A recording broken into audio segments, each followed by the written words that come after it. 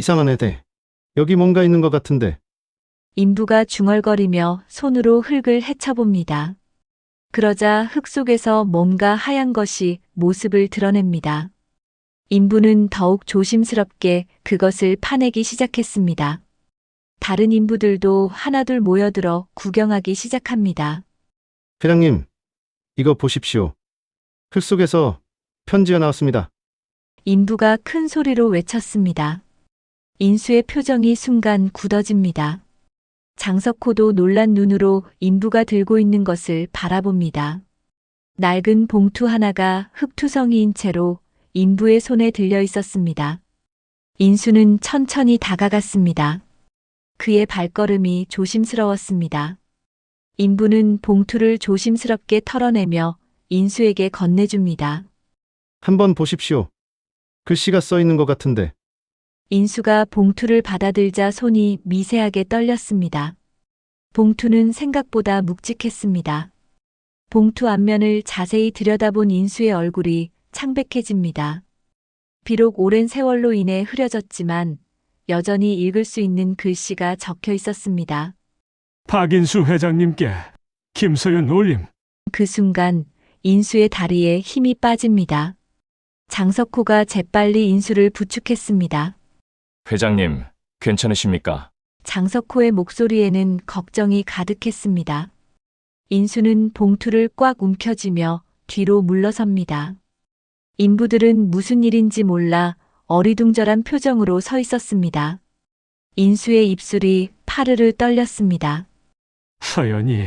서연이가 왜? 인수는 봉투를 열어보려고 손을 움직였습니다. 하지만 막상 뜯으려는 순간 손이 멈춰버렸습니다. 10년 동안 그토록 증오했던 며느리가 남긴 편지, 그것도 아들의 무덤 밑에 묻혀 있었다는 사실이 그를 당황하게 만들었습니다. 이게 왜 이런 곳에? 인수가 중얼거렸습니다. 장석호가 조심스럽게 물어봅니다. 회장님, 그 편지 어떻게 하시겠습니까? 인수는 봉투를 두 손으로 꽉 붙들며 고민에 빠집니다. 오늘도 따뜻한 이야기로 찾아뵙게 되어 반갑습니다. 이야기가 시작되기 전에 무료인 구독과 좋아요 한 번씩 눌러주세요. 한적한 산기슭, 서늘한 바람이 솔잎 사이로 스며들며 쓸쓸한 소리를 냅니다. 그 소리 사이로 묘비 앞에 앉은 한 노인의 거친 숨소리가 들려옵니다. 박인수 회장, 70 넘은 나이에도 여전히 날카로운 눈빛을 가진 그가 검은 양복을 입고 무덤 앞에 무릎을 꿇고 있습니다. 가을 바람이 그의 희끗희끗한 머리칼을 흔들어댑니다. 10년이 지났는데도 왜 아직도 이렇게 미운지 모르겠구나. 인수의 목소리는 낮고 떨렸습니다. 바람에 흔들리는 국화꽃이 묘비 앞에서 고개를 숙입니다. 묘비에는 사랑하는 아들 박민호의 묘라는 글씨가 새겨져 있습니다. 인수는 주먹을 꽉 쥐었다 펼쳤다 반복합니다. 손등에 핏줄이 붉어져 나와 있고 나이든 손에는 세월의 흔적이 깊이 패여 있습니다. 민호야, 아빠가 너를 이렇게 보내야 하는 게 맞나 싶다. 인수는 묘비에 손을 댔습니다. 차가운 돌의 감촉이 그의 손바닥을 타고 올라옵니다. 너 때문에 아빠가 얼마나 힘들었는지 아니? 그 여자 때문에. 그 빌어먹을 여자 때문에 말이야. 목소리가 점점 거칠어집니다. 인수의 눈가에 주름이 더욱 깊게 패입니다. 인수는 천천히 일어섰습니다. 무릎이 시큰거렸지만 내색하지 않았습니다. 묘역을 둘러보니 이미 해가 기울고 있었습니다. 그는 주머니에서 낡은 손수건을 꺼내 묘비를 닦기 시작했습니다. 정성스럽게 마치 살아있는 아들의 얼굴을 어루만지듯이 말입니다. 이제 정말 정리해야겠다. 더 이상은 못 견디겠어. 병원으로 돌아가는 차 안에서 인수의 얼굴은 굳어 있었습니다. 운전기사는 백미러로 회장의 표정을 살폈지만 말을 걸지 못했습니다. 인수는 창밖으로 스쳐가는 풍경을 바라보며 10년 전 그날을 떠올렸습니다. 빗속에서 울고 있던 서연의 모습이 선명했습니다. 검은 상복을 입고 민호의 영정 앞에서 무릎을 꿇고 있던 그녀의 모습도요. 중환자실 앞에서 잠시 발걸음을 멈춘 인수는 깊게 숨을 들이마시고 문을 엽니다. 하얀 침대 위에 누워있는 윤정이, 인수의 아내는 산소 마스크를 쓰고 힘겹게 숨을 쉬고 있습니다. 그녀의 손은 바짝 말라있고 한때 아름다웠던 얼굴은 병마와의 긴 싸움으로 인해 야위어 있습니다. 병실에는 소독약 냄새가 진하게 배어 있었습니다. 여보, 왔어요? 정희의 목소리는 가늘고 떨렸습니다. 마스크 너머로 들리는 그녀의 목소리는 거의 속삭임에 가까웠습니다. 인수는 침대 옆 의자에 앉으며 무표정한 얼굴로 고개를 끄덕입니다. 산에 다녀왔어. 짧고 간결한 대답이었습니다. 정희는 인수의 손을 잡으려 했지만 인수는 자연스럽게 손을 빼며 일어섰습니다. 여보, 서연이 소식은 아직도 없나요? 정희의 물음에 인수의 얼굴이 순간 일그러집니다. 그의 눈빛이 차갑게 변했습니다. 그 이름 다시는 내 앞에서 말하지 마. 내가 몇 번이나 말했어.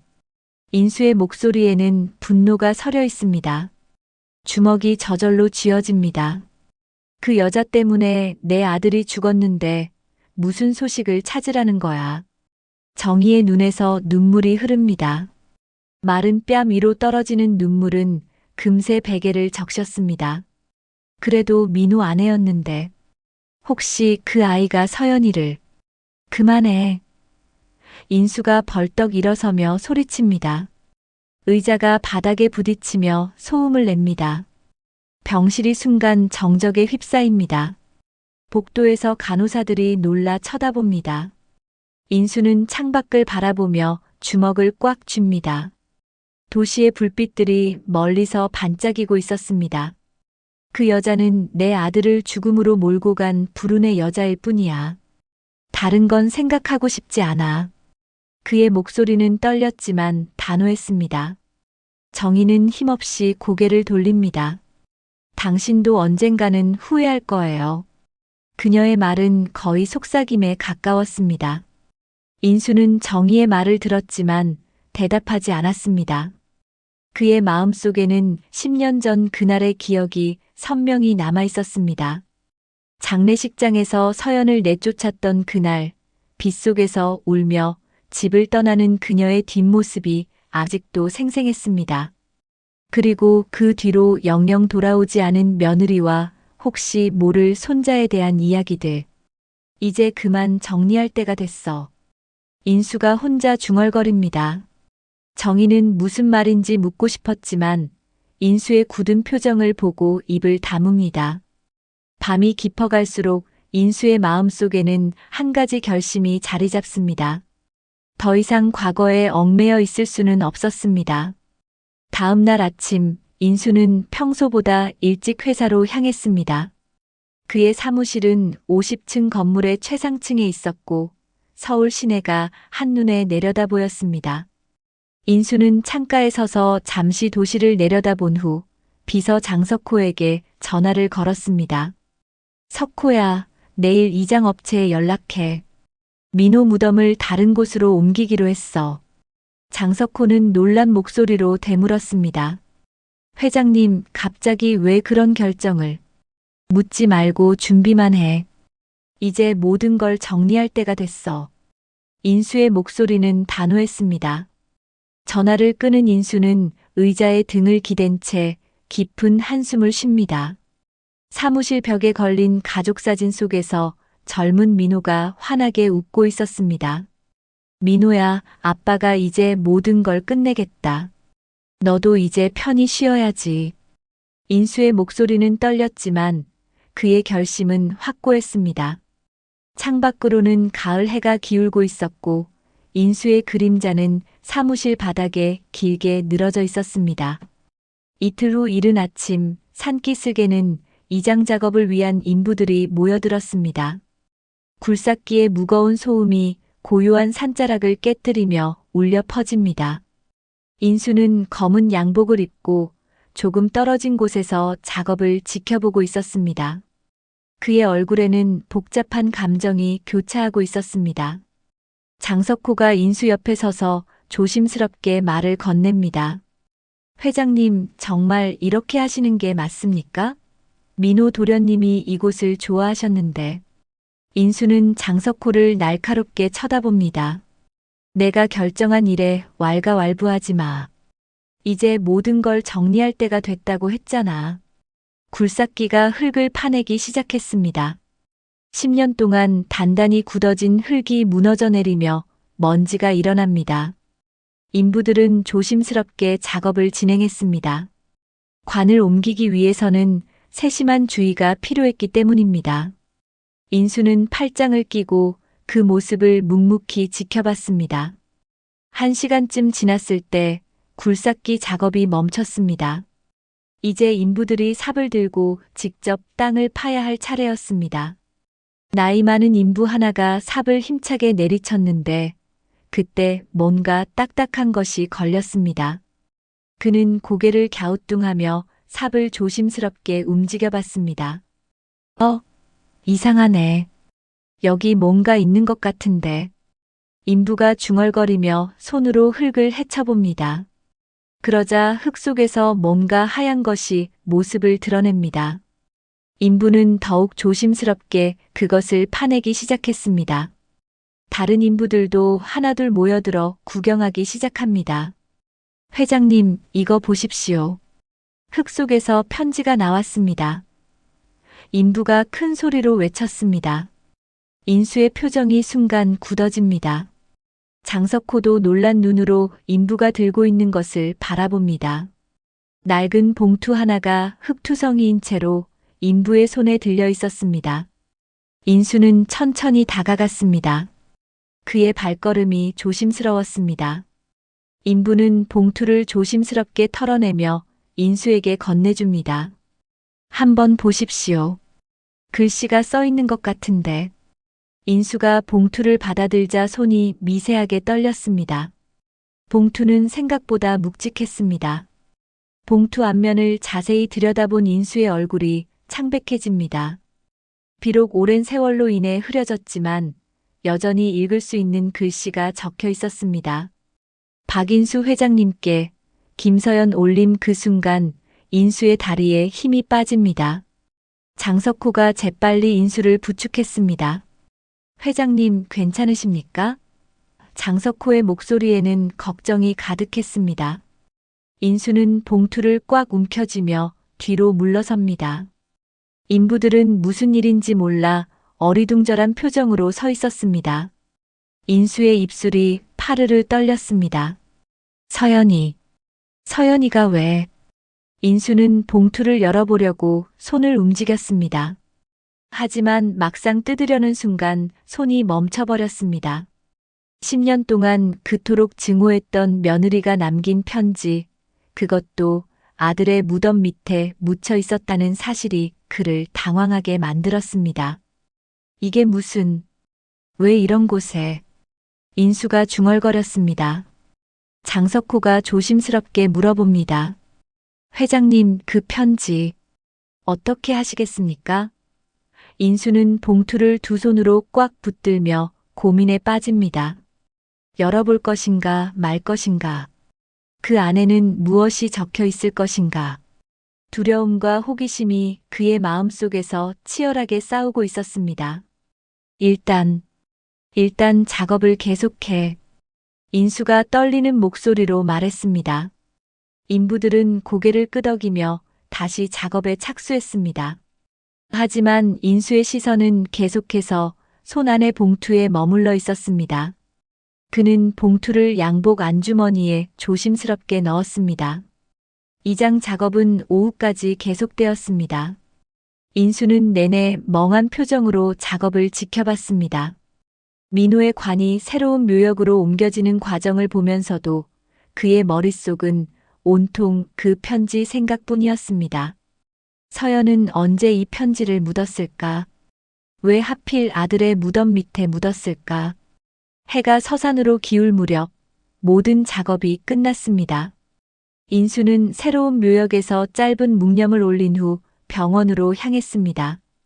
차 안에서도 계속해서 주머니 속 편지를 만지작거렸습니다.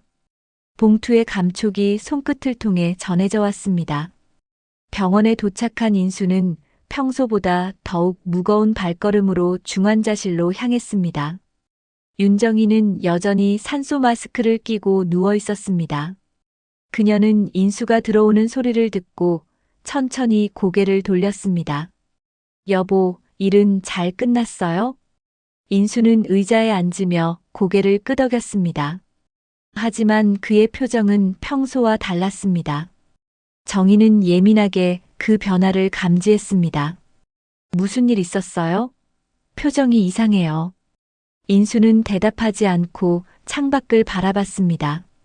밤이 깊어가고 있었습니다. 한참의 침묵이 흐른 후 인수가 조심스럽게 입을 열었습니다. 정희야.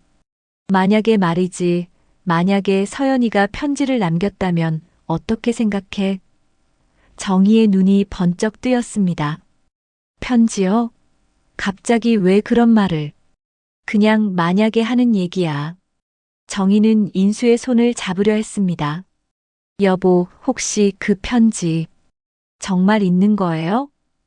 인수는 정희의 시선을 피하며 일어섰습니다. 그 이름 그만 좀 입에 올려. 내 아들 죽인 여잔데. 갑작스러운 폭발에 정희는 놀라 몸을 움츠렸습니다. 인수는 병실을 나서며 문을 쾅 닫았습니다. 복도에 서서 깊게 숨을 들이마신 그는 주머니 속 편지를 다시 한번 만져봤습니다. 뜯어볼 것인가, 태워버릴 것인가. 그 갈등이 그의 마음을 무겁게 짓누르고 있었습니다. 멀리서 간호사들의 발소리가 들려왔고 인수는 길게 한숨을 내쉬었습니다. 그날 밤부터 인수는 잠을 이루지 못했습니다. 침실에서 뒤척이다가 거실로 나와 소파에 앉았다가 다시 서재로 가서 책상 앞에 앉기를 반복했습니다. 손안의 봉투는 마치 뜨거운 석탄처럼 느껴졌습니다. 밤이 깊어갈수록 그 무게는 더욱 무거워지는 것 같았습니다. 서재의 시계가 새벽 3시를 가리킬 때까지 인수는 책상에 앉아 편지 봉투만 바라보고 있었습니다.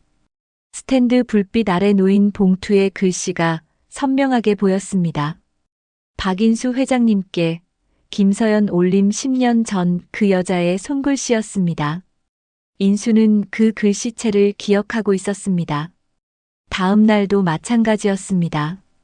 회사에서도 집중할 수 없었고 병원에서 정희를 돌볼 때도 마음이 편치 않았습니다. 정희는 인수의 변한 모습을 눈치챘지만 묻지 않았습니다. 다만 걱정스러운 눈빛으로 남편을 바라볼 뿐이었습니다. 사흘째 밤이 되었습니다. 인수는 또다시 서재에 앉아 봉투를 응시하고 있었습니다. 밖에서는 가을비가 내리기 시작했습니다. 빗소리가 창문을 두드리며 고요한 밤을 깨뜨렸습니다. 그 소리를 들으며 인수는 10년 전 그날을 떠올렸습니다. 장례식 날도 이렇게 비가 내렸었습니다. 도대체 뭘 적어놨을까? 인수가 혼자 중얼거렸습니다. 호기심과 두려움이 그의 마음속에서 끝없이 싸우고 있었습니다. 만약 그 안에 자신을 저주하는 내용이 적혀 있다면 어떻게 할 것인가? 아니면 반대로 용서를 구하는 내용이라면 또 어떻게 해야 할까요? 인수는 천천히 손을 뻗어 봉투를 집어들었습니다. 봉투는 시간이 지나며 약간 바스러져 있었지만 아직 읽을 수 있을 정도였습니다. 조심스럽게 봉투의 끝을 뜯기 시작했습니다. 손이 떨려서 제대로 뜯어지지 않았습니다. 몇 번 시도한 끝에 겨우 봉투가 열렸습니다. 안에서 접힌 편지지가 나왔습니다. 인수는 편지지를 펼치며 깊게 숨을 들이마셨습니다. 서연의 손글씨가 편지지를 가득 채우고 있었습니다. 글씨는 곳곳에 번진 자국이 있었습니다. 아마도 눈물 때문이었을 겁니다. 인수의 가슴이 두근거리기 시작했습니다. 회장님, 이 편지가 읽힐 때쯤이면 저는 이 집을 떠나 있을 겁니다. 편지의 첫 문장이었습니다. 인수의 손이 더욱 떨렸습니다. 서연의 목소리가 들리는 것 같았습니다. 그녀의 차분하면서도 슬픈 목소리가 귓가에 맴돌았습니다. 인수는 계속해서 편지를 읽어 내려갔습니다. 저는 회장님을 원망하지 않습니다. 민호를 잃은 슬픔이 얼마나 클지 이해합니다. 하지만 한 가지만은 꼭 말씀드리고 싶었습니다. 인수는 다음 줄을 읽기 위해 편지를 가까이 가져다 댔습니다. 스탠드 불빛이 편지지를 환하게 비쳤습니다. 그 다음 문장을 읽는 순간 인수의 눈이 커졌습니다. 당신 아들은 저를 지키려다 죽었습니다. 인수는 편지를 든 손을 멈췄습니다. 그 문장을 다시 한번 읽어봤습니다. 틀림없었습니다. 지키려다 죽었다고 적혀 있었습니다. 인수의 온몸에 전율이 흘렀습니다. 지키려다 죽었다고? 인수가 떨리는 목소리로 중얼거렸습니다. 그는 급히 편지를 책상에 내려놨습니다. 의자에서 일어나 서재 안을 이리저리 걸어다니기 시작했습니다. 머릿속이 복잡해졌습니다. 10년 동안 믿어왔던 것과 전혀 다른 이야기였습니다. 인수는 다시 편지를 집어들어 그 부분을 반복해서 읽어봤습니다. 글씨가 흐릿해 보이는 것은 눈물 때문인지 편지가 오래된 때문인지 알 수 없었습니다. 하지만 분명히 그렇게 적혀 있었습니다. 민호가 서연을 지키려다 죽었다고 말입니다. 이게 무슨 소리야? 인수는 주먹으로 책상을 내리쳤습니다. 책상 위의 물건들이 덜컹거렸습니다. 그는 편지를 다시 펼쳐 계속 읽으려고 했지만 손이 너무 떨려서 글자가 제대로 보이지 않았습니다. 갑자기 숨이 가빠지기 시작했습니다. 인수는 의자에 주저앉아 머리를 감쌌습니다. 지난 10년간 서연을 향한 증오와 원망이 혹시 잘못된 것이었을까요? 민호의 죽음에 대해 알고 있던 것이 진실이 아니었다면 어떻게 해야 할까요? 그의 머릿속은 혼란스러웠습니다. 아니야, 이건 그 여자가 자신을 변명하려고 쓴 거야. 인수가 자신에게 말하듯 중얼거렸습니다. 하지만 그의 목소리에는 확신이 없었습니다. 서연이 거짓말을 할 이유가 있을까요? 이미 집을 떠나면서까지 거짓 편지를 남길 필요가 있을까요? 인수는 편지를 다시 들여다봤습니다. 아직 읽지 않은 부분이 많이 남아 있었습니다. 하지만 더 읽을 용기가 나지 않았습니다.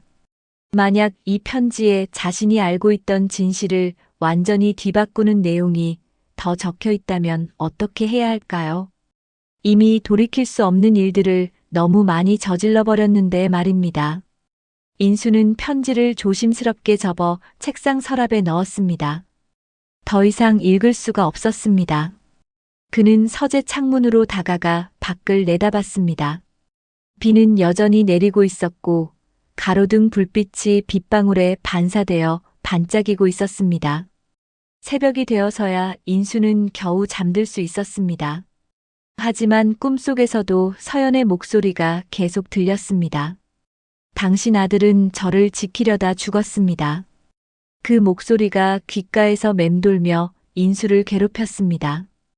아침에 일어난 인수의 얼굴은 하룻밤 사이에 몰라보게 초췌해져 있었습니다. 다음 날 아침 인수는 평소보다 일찍 회사로 나왔습니다. 하룻밤 내내 뒤척이느라 제대로 잠을 자지 못한 그의 얼굴은 누가 봐도 말이 아니었습니다. 눈 밑에는 짙은 다크서클이 자리하고 있었고 평소 단정했던 머리도 흐트러져 있었습니다. 비서실 직원들은 회장의 달라진 모습에 놀라며 서로 눈빛을 주고받았습니다. 인수는 사무실 문을 닫자마자 장석호를 불렀습니다. 석호야, 당장 들어와. 목소리에는 평소와 다른 절박함이 묻어 있었습니다. 장석호는 서류를 들고 들어왔지만 인수의 표정을 보고 서류를 책상에 내려놨습니다. 뭔가 심상치 않은 분위기였기 때문입니다. 회장님, 무슨 일이십니까? 안색이 너무 안 좋으신데. 장석호가 걱정스럽게 물어봤습니다. 인수는 대답하지 않고 창가로 다가갔습니다. 서울 시내가 한눈에 내려다 보이는 그곳에서 한참을 서 있었습니다. 가을 하늘은 흐렸고 멀리 한강이 회색빛으로 보였습니다. 석호야, 너 나랑 몇 년을 같이 일했지? 인수가 등을 돌린 채 물어봤습니다. 장석호는 잠시 생각해 보더니 대답했습니다. 벌써 15년이 넘었습니다, 회장님.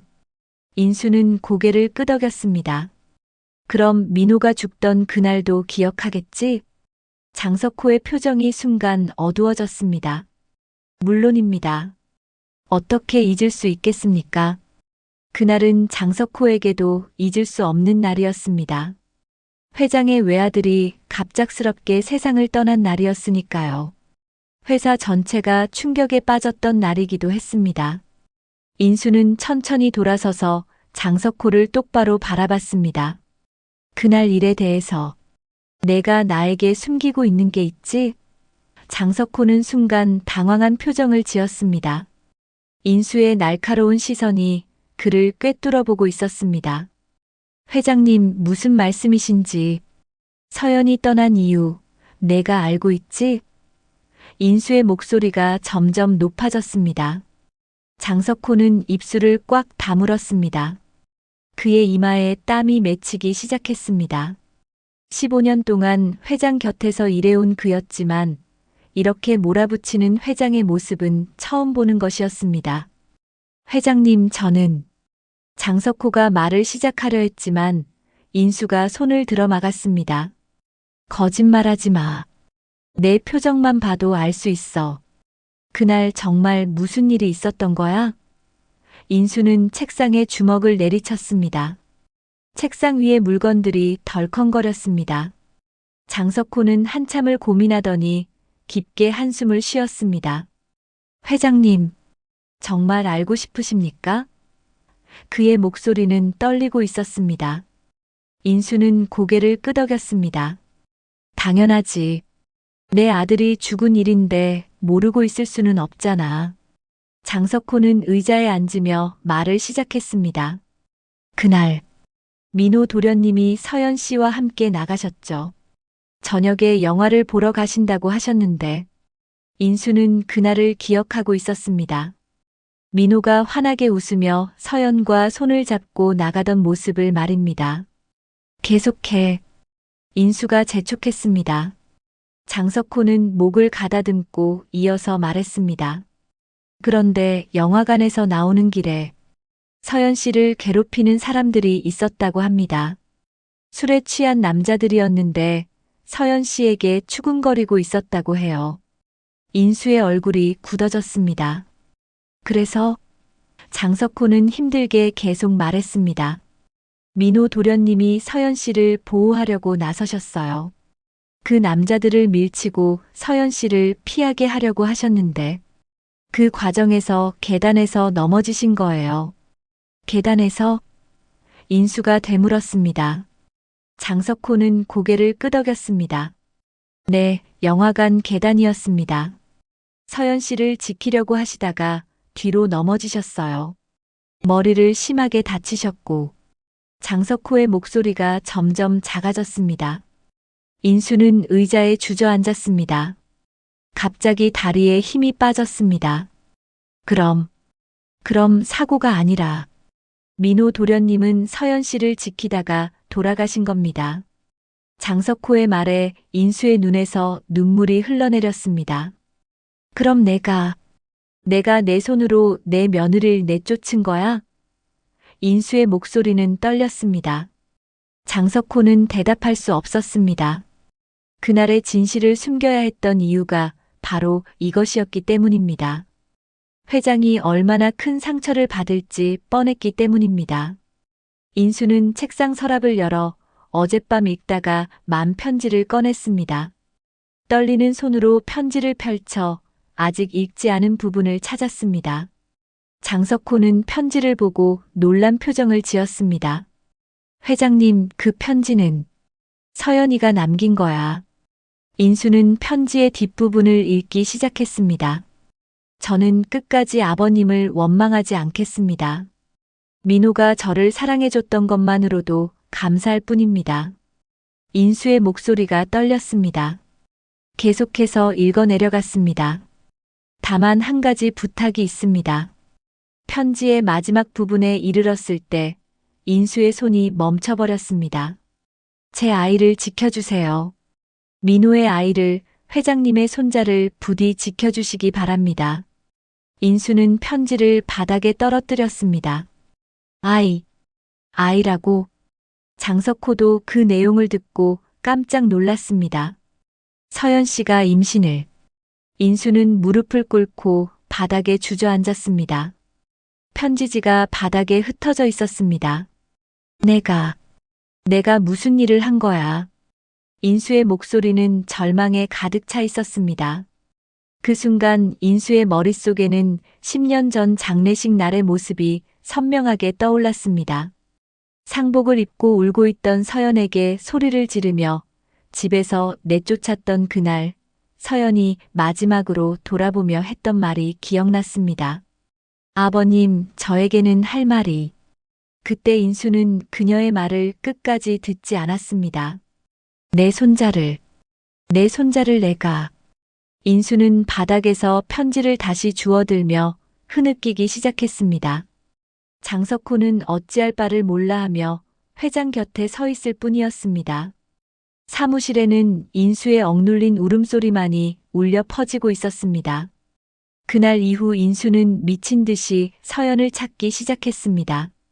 사립탐정을 고용하고 옛날 주소지를 뒤지고 민호와 서연이 다녔던 모든 장소를 샅샅이 뒤졌습니다. 하지만 서연의 행방을 찾는 것은 쉽지 않았습니다. 마치 세상에서 완전히 사라진 것처럼 어떤 단서도 찾을 수 없었습니다. 일주일 후 사립탐정에게서 충격적인 소식이 전해졌습니다. 회장님 김서연 씨는 7년 전에 사망 처리되어 있습니다. 탐정이 건넨 서류를 보며 인수의 얼굴이 창백해졌습니다. 사망 신고서에는 간암으로 인한 사망이라고 적혀 있었습니다. 사망 장소는 지방의 작은 병원이었습니다. 그럼 내 손자는 어디에? 인수가 떨리는 목소리로 중얼거렸습니다. 만약 서연이 정말 죽었다면 그녀가 남긴 아이는 지금 어디서 무엇을 하고 있을까요? 혹시 고아원에 맡겨졌을까요? 아니면 다른 가족에게 입양되었을까요? 생각만 해도 가슴이 미어지는 것 같았습니다. 인수는 탐정에게 더 자세한 조사를 의뢰했습니다. 서연이 죽기 전에 아이가 있었는지, 그 아이가 지금 어디에 있는지 반드시 찾아내. 돈은 얼마가 들어도 상관없어.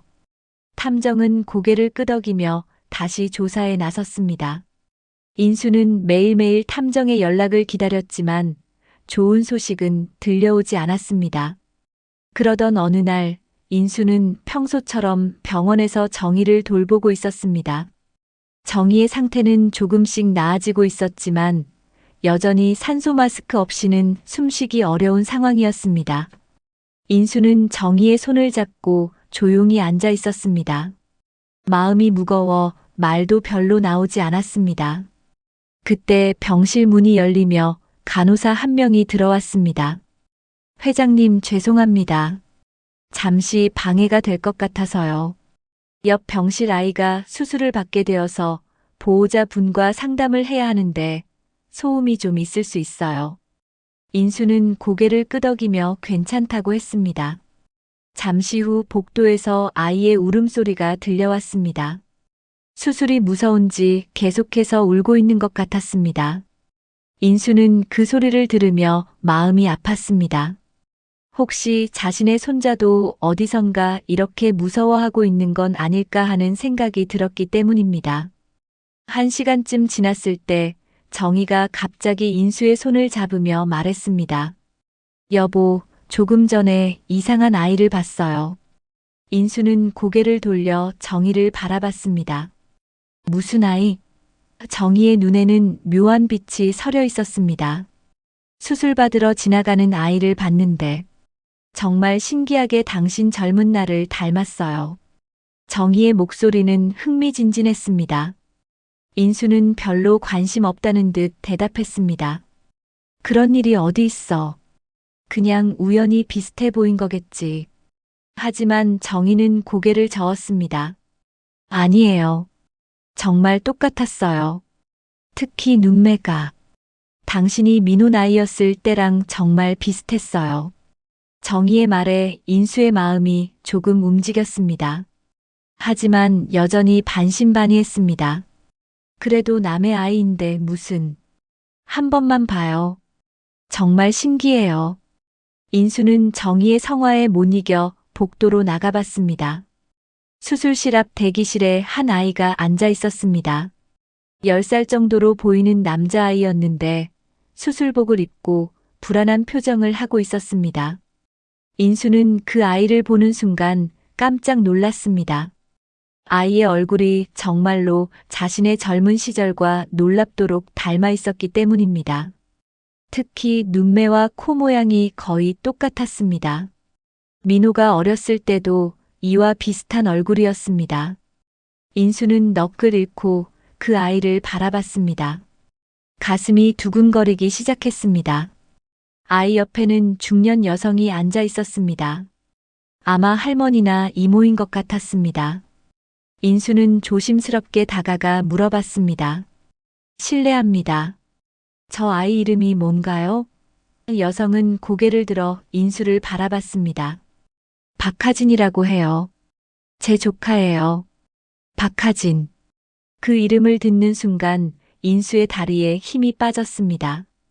박씨 성을 가진 아이가 자신과 이토록 닮을 수 있을까요? 인수는 더 자세한 이야기를 들어보고 싶었습니다. 혹시 이 아이 부모님은 어떻게 되시나요? 여성의 표정이 어두워졌습니다. 어머니가 몇 년 전에 돌아가셨어요. 아버지는 아이가 어릴 때부터 없었고요. 인수의 가슴이 쿵하고 내려앉았습니다. 어머니 성함이 혹시 김서연이었어요. 제 언니였죠. 인수는 그 자리에 주저앉을 뻔했습니다. 김서연, 바로 자신이 그토록 찾던 며느리의 이름이었습니다. 그리고 이 아이가 바로 자신의 손자였던 것입니다. 인수의 눈에서 눈물이 흘러내렸습니다. 10년 동안 찾아 헤맸던 손자가 바로 눈앞에 있었던 것입니다. 하진아. 인수가 떨리는 목소리로 아이의 이름을 불렀습니다. 하진이는 고개를 들어 인수를 바라봤습니다. 그 순간 인수는 확신했습니다. 이 아이의 눈빛이 민호와 똑같다는 것을 말입니다. 자신의 피가 흐르고 있다는 것을 말입니다. 인수는 무릎을 꿇고 하진이와 눈높이를 맞췄습니다. 하진아, 할아버지가 왔어. 하진이는 처음 보는 할아버지를 신기한 듯 바라봤습니다. 인수의 눈에서는 계속해서 눈물이 흘러내렸습니다. 하진이, 내 손자였구나. 인수는 하진이를 꽉 안아주고 싶었지만 수술을 앞둔 아이를 놀라게 하고 싶지 않았습니다. 그날 인수는 하진이의 수술이 끝날 때까지 병원에서 기다렸습니다. 수술은 성공적으로 끝났고 하진이는 회복실로 옮겨졌습니다. 인수는 하진이의 이모인 김영희 씨와 긴 이야기를 나눴습니다. 서연이 얼마나 힘들게 아이를 키웠는지, 마지막까지 하진이를 사랑했는지에 대한 이야기들을 들으며 인수는 가슴이 미어지는 것 같았습니다. 회장님이 하진이의 친할아버지셨군요. 서연이가 그렇게 그리워했는데. 영희의 말에 인수는 더욱 죄책감을 느꼈습니다. 자신이 내쫓은 며느리가 홀로 아이를 키우며 얼마나 고생했을지 상상만 해도 가슴이 아팠습니다. 인수는 김영희와 함께 서연이 마지막으로 살았던 작은 원룸을 찾아갔습니다. 지방의 허름한 동네, 좁은 골목길 끝에 자리한 낡은 건물이었습니다. 계단을 오르는 인수의 발걸음은 무거웠습니다. 자신이 내쫓은 며느리가 이런 곳에서 홀로 아이를 키우며 살았다는 사실이 가슴을 짓눌렀습니다. 여기가 서연이가 마지막까지 살았던 곳이에요. 영희가 문을 열며 말했습니다. 방은 정말 작았습니다. 원룸이라고 하기에도 민망할 정도로 좁은 공간이었습니다. 하지만 구석구석 정리가 잘 되어 있었고 하진이의 책과 장난감들이 깔끔하게 정돈되어 있었습니다. 인수는 방 안을 천천히 둘러봤습니다.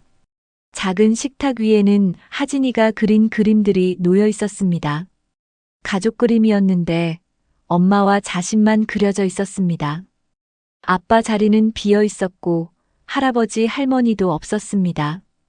인수는 그 그림을 보며 마음이 아팠습니다. 서연이는 정말 착한 아이였어요. 영희가 서연의 사진을 꺼내며 말했습니다. 아무리 힘들어도 하진이 앞에서는 절대 울지 않았어요. 항상 밝게 웃으려고 노력했죠. 하진이가 아빠를 그리워할 때마다 아빠는 하늘나라에서 우리를 지켜보고 계신다고 말해주곤 했어요. 인수는 서연의 사진을 받아들었습니다. 10년 전보다 훨씬 야위어진 얼굴이었지만 여전히 따뜻한 미소를 짓고 있었습니다. 이 사진은 언제 찍은 거예요? 돌아가시기 한 달 전쯤이에요. 하진이 생일이라고 케이크를 사서 둘이 찍은 거예요. 영희는 옷장에서 낡은 상자 하나를 꺼냈습니다. 서연이가 남긴 유품들이에요. 별로 많지는 않지만 하진이를 위해 남겨둔 것들이 있어요. 상자를 열자 서연의 일기장과 편지들, 그리고 하진이의 어릴 때 사진들이 들어 있었습니다. 인수는 일기장을 조심스럽게 펼쳐봤습니다. 서연의 손글씨로 빼곡히 적혀 있었습니다. 하진이가 오늘 처음으로 아빠라는 말을 했다. 민호 오빠를 닮아서인지 눈웃음이 정말 예쁘다. 아버님이 보신다면 얼마나 좋아하실까. 인수의 손이 떨렸습니다. 또 다른 페이지에는 이런 내용이 적혀 있었습니다. 하진이가 자꾸 할아버지가 어디 계시냐고 물어본다. 뭐라고 대답해야 할지 모르겠다. 할아버지는 하진이를 사랑하시지만 지금은 멀리 계신다고 말해주고 있다. 언젠가는 만날 수 있을 거라고. 인수는 일기장을 덮고 고개를 숙였습니다. 서연이 얼마나 자신을 그리워했는지, 하진이에게 할아버지에 대한 좋은 기억을 남겨주려고 얼마나 노력했는지 알 수 있었습니다. 자신은 그런 며느리를 미워하며 10년을 보냈는데 말입니다. 영희가 상자 깊숙한 곳에서 또 다른 편지 봉투를 꺼냈습니다. 이건 서연이가 돌아가기 직전에 쓴 편지예요. 하진이가 성인이 되면 주려고 했는데 회장님이 오셨으니까 지금 보시는 게 좋을 것 같아요. 봉투에는 아버님께 드리는 마지막 편지라고 적혀 있었습니다. 인수는 떨리는 손으로 봉투를 받았습니다. 10년 전 무덤에서 발견된 편지와는 다른 봉투였습니다. 이것은 서연이 죽기 직전에 쓴 마지막 편지였습니다. 인수는 조심스럽게 봉투를 열었습니다. 안에는 짧은 편지가 들어 있었습니다. 아버님, 저는 이제 정말 떠나게 되었습니다. 편지는 이렇게 시작되었습니다. 병원에서 시간이 얼마 남지 않았다고 하더군요. 하지만 후회는 없어요. 하진이라는 소중한 선물을 주신 민호 덕분에 행복했거든요. 인수의 눈에서 눈물이 흘러내렸습니다. 제 아이는 아버님을 꼭 닮았습니다. 얼굴뿐만 아니라 성격도요. 착하고 따뜻한 마음을 가졌어요. 아버님의 핏줄이 맞는 것 같아요. 인수는 편지를 읽으며 흐느끼기 시작했습니다. 서연이 마지막까지도 자신을 원망하지 않고 있었다는 사실이 더욱 가슴을 아프게 했습니다. 편지의 마지막 부분에는 이런 내용이 적혀 있었습니다. 미움도 사랑으로 남길 수 있다면 그게 진짜 가족 아닐까요? 아버님도 언젠가는 하진이를 사랑해 주실 거라고 믿어요. 하진이에게는 아버님이 필요해요. 부디 우리 아이를 사랑해 주세요. 인수는 편지를 다 읽고 나서 바닥에 주저앉았습니다. 가슴이 터질 것 같았습니다. 서연아, 내가 너무 늦었구나. 목소리가 떨렸습니다. 영희가 인수의 어깨를 토닥여줬습니다. 서연이는 끝까지 회장님을 기다렸어요. 언젠가는 이해해 주실 거라고 믿었어요. 인수는 서연의 사진을 꽉 안고 울었습니다. 10년 동안 자신이 얼마나 잘못 생각하고 있었는지, 얼마나 소중한 것들을 잃어버렸는지 깨달았습니다. 서연은 정말 좋은 며느리였고, 하진이는 자신이 지켜야 할 소중한 손자였습니다. 회장님, 이제라도 하진이를 사랑해 주세요. 영희가 말했습니다. 서연이의 마지막 소원이었어요. 하진이가 외롭지 않게 해달라는 게. 인수는 고개를 끄덕였습니다. 그럴게요. 이제라도 할아버지 역할을 제대로 하겠어요.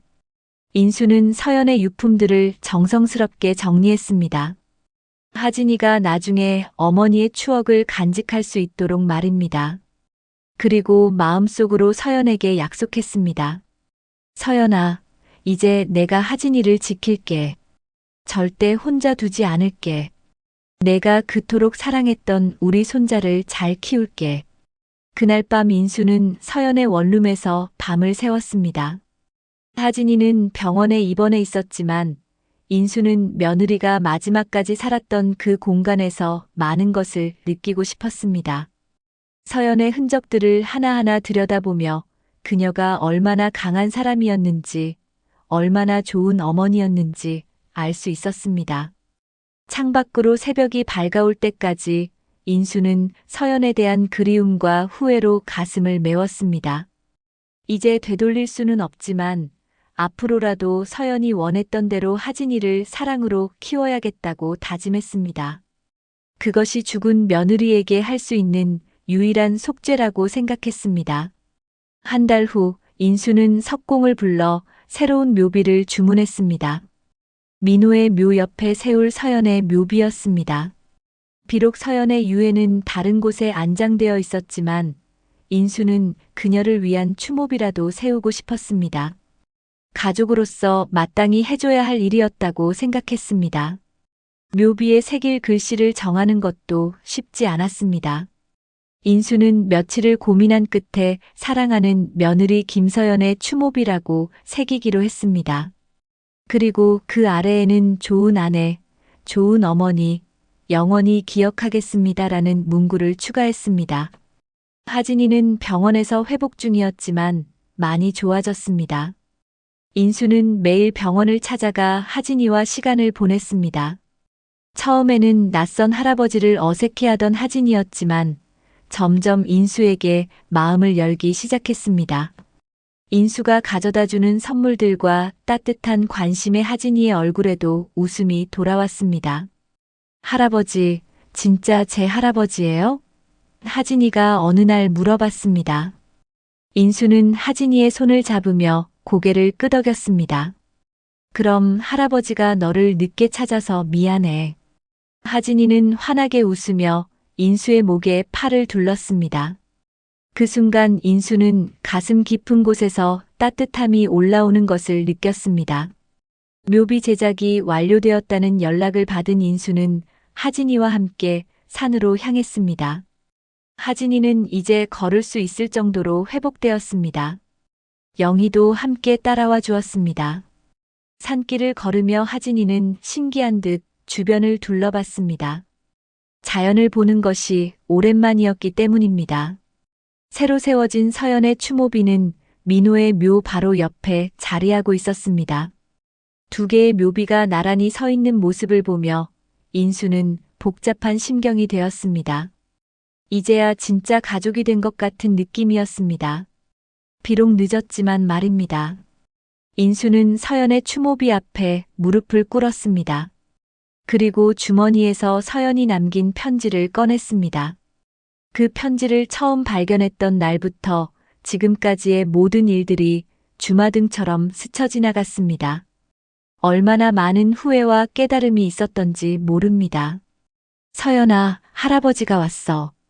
인수가 떨리는 목소리로 말했습니다. 하진이는 할아버지 옆에 조용히 앉았습니다. 이제야 너를 제대로 모셔다 드렸구나. 미안해, 정말 미안해. 인수의 눈에서 눈물이 흘러내렸습니다. 인수는 편지를 펼쳐 소리내어 읽기 시작했습니다. 회장님, 이 편지가 읽힐 때쯤이면 저는 이 집을 떠나 있을 겁니다. 하진이는 할아버지가 읽는 엄마의 편지를 조용히 듣고 있었습니다. 어린 나이였지만 할아버지가 매우 슬퍼하고 있다는 것을 알 수 있었습니다.